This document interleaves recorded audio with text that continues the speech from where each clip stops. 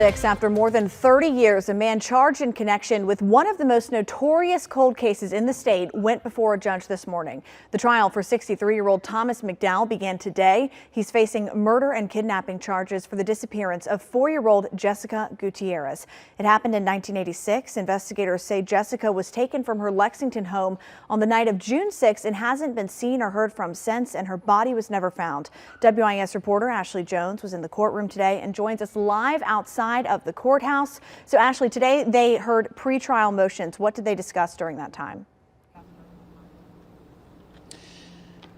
Yes, Cynthia, we heard the pretrial motions today, and I'll get to that in just a second, but it's been a pretty long day. We started at 9 a.m. this morning with jury selection, and there was a very large jury pool this morning. There's about a little over 50 people that were there, and they had to narrow that down to 12 people, so that took a little over 2 hours to get through that, and then we went straight into those pretrial motions. Now, just some more background on this case. The kidnapping of Jessica Gutierrez, like we mentioned before, it happened back in 1986.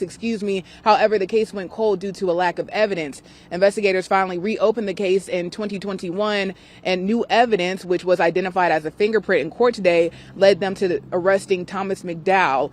McDowell was living in North Carolina at the time of his arrest, which was in 2022, but was living in Lexington when Jessica disappeared. We also found out today during today's trial that McDowell knew the Gutierrez family through another friend who was dating Jessica's mother, Deborah, at the time. It said that McDowell also did some work on the Gutierrez family home.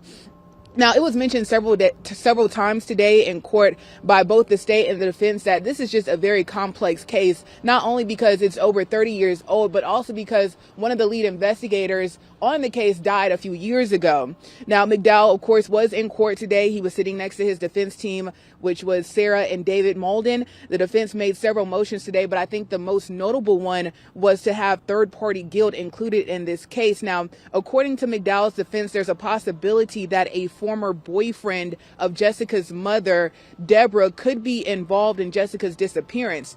Now, the state argued that Jessica's mother and boyfriend, the defense argued that Jessica's mother and the boyfriend broke up just 4 days before Jessica disappeared.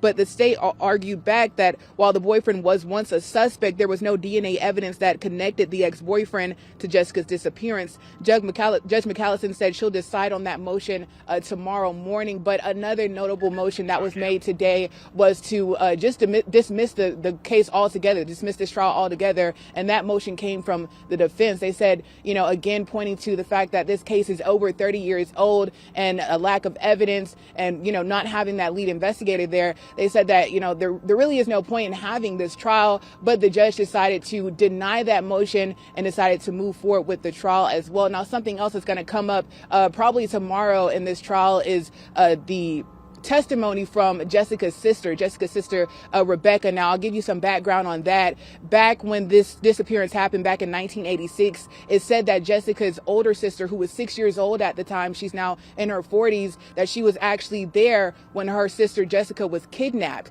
And she initially told police that she saw a black man with a cowboy hat take her sister. Well, her story changed decades later. In 2007, she came out and identified Thomas McDowell through a photo lineup. So the defense is trying to see if they can exclude the testimony from Jessica's sister during this trial.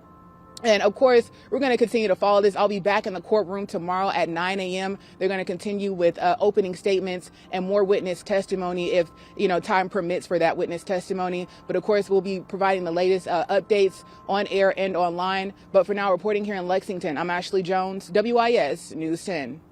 All right, Ashley, thank you so much. Looking forward to your report tomorrow.